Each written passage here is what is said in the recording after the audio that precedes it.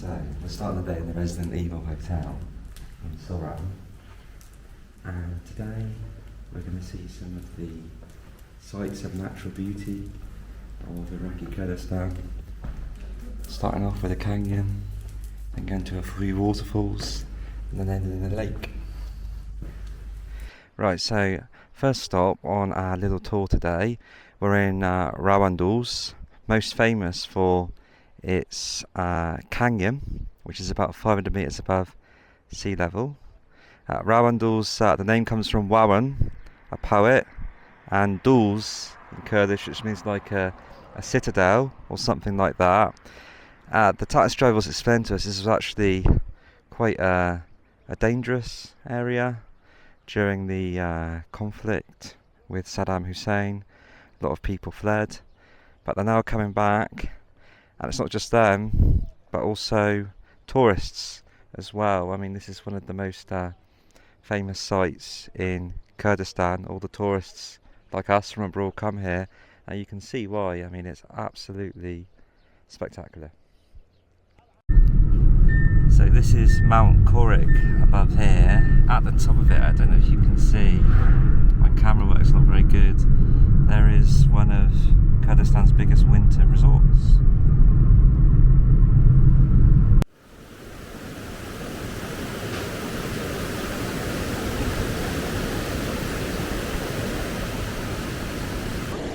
So?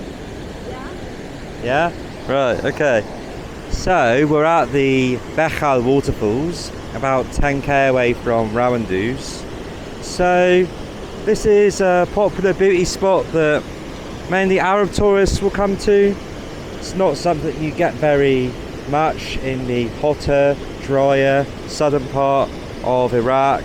You can see it's got all of the showings of a tourist spot. So you've got some street food down there. The chaps are just shelling the corn in anticipation for more visitors tonight. Behind us you've got some trampolines that, if we're in action, I would probably avail myself of. So yeah, this is what a typical little tourist spot in Kurdistan looks like.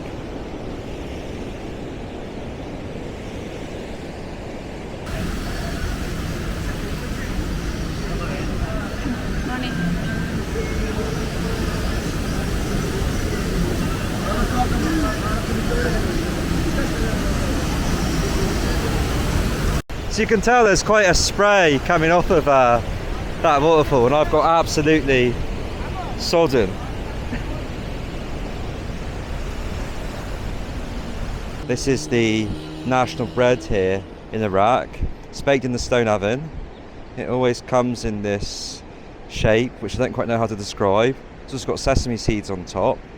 Apparently instead of yeast, they use yogurt to leaven the bread.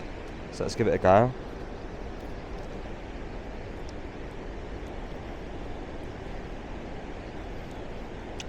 Very much the texture of a pita, maybe a bit squishier.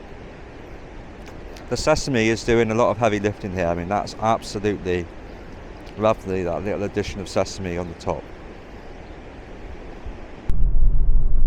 To hazit la sairana? لكوي تو صيدان دكه من اكو قرو يعني هاي اخبار رواندز. اوكي لا رواندز حسن بك يعني لا جندكت اوكي زور فوش حسن بك برندا برندا زور برزا اوكي فنيكا زور فينكا زور فوش. This road was built by a New Zealand engineer called Hamilton between 1928 and 1932. There'd never been a road here before. Now, he had an ambition to connect the disparate peoples of this region divided by these mountains. The British government at the time wanted to connect Iran, where there was a lot of oil, to Iraq, to Turkey, and then of course on to Europe and Britain itself. So it's an extremely beautiful road, but a lot of blood, sweat and tears went into making it. So we've just stopped off by the roadside here, lovely river behind us, and in front of us is a Kurdish flag etched into a rock. So the Kurdish flag consists of three colours. The red to symbolise martyrs in the various struggles that the Kurds have had against Persians, Arabs, Turks, pretty much everyone in the region. The white to symbolise peace, the green to symbolise the wonderful nature, green nature of Kurdistan, and the sun in the middle has 21 rays. That's because the biggest Kurdish festival is Nowruz, the New Year, and that is celebrated on the 21st of March every year.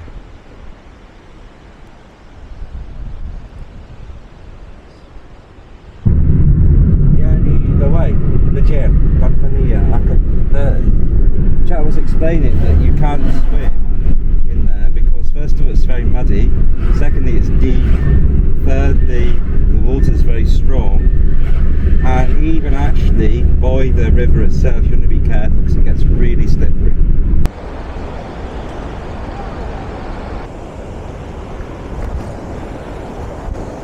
Oh, sorry.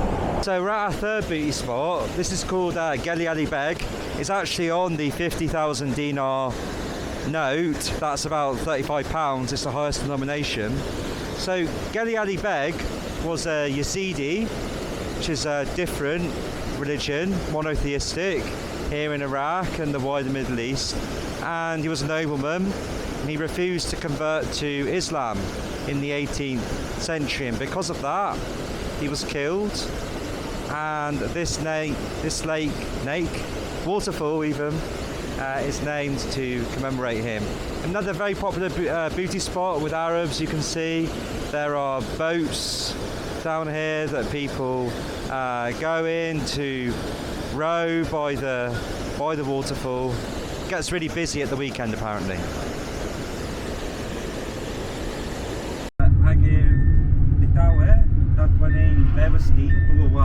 Stekker begoin wa na dwani nero da bo percha.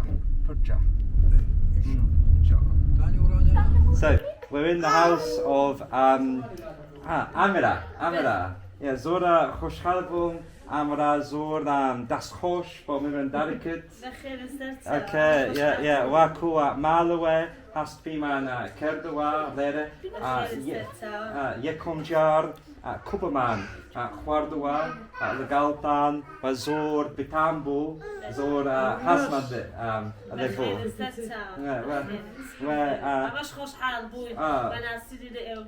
Zor spas Eme lere legal Khoshke kit Shalmeen, Rasta, Shalmeen is Amira's sister, so we're with her as well, and the children.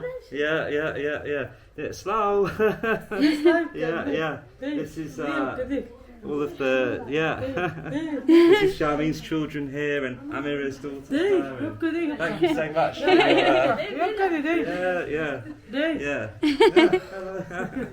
Yeah, we've just had a lovely time here. You know, we just felt at home, and it's been so. Our taxi driver invited us here to eat with his family. It's been such a beautiful experience. Yeah.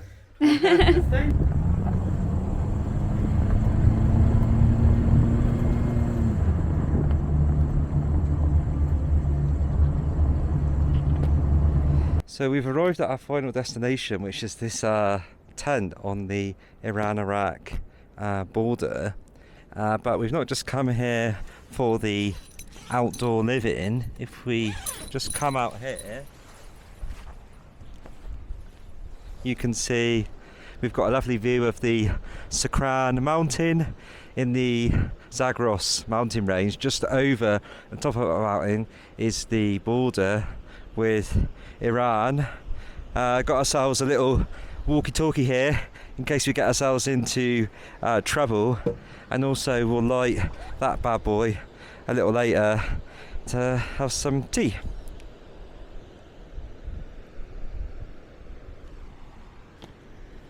Papito, yeah?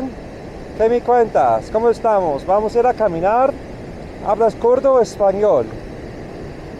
Kurdi de zani? Babroin, babroin. Babroin braken, babroin.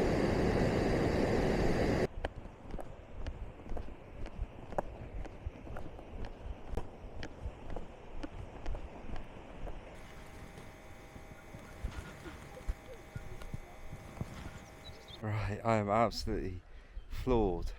So I should have done a bit more training in the Monroes before I got here.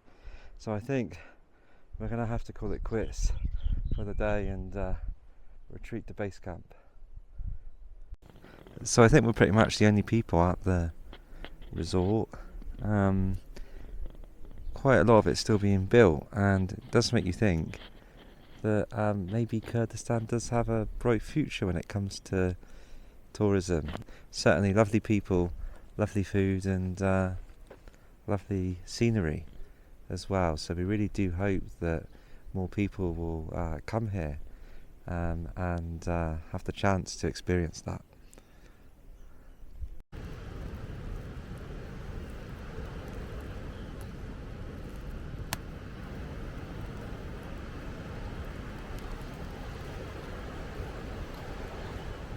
So, it's blowing a gale outside, so they've brought us our Kurdish banquet to the tent. So we've got here all of the classic hallmarks of the Kurdish banquet.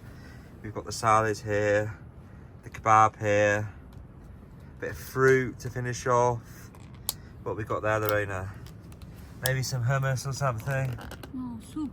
Soup? Oh, very nice, very nutritious. So yeah, we're gonna get tucked in. Wow.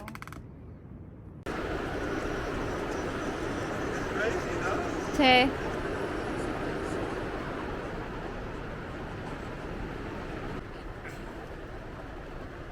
SOS, SOS. We're in a tent on the Iran-Iraq border and it's raining very heavily outside. I'm very scared.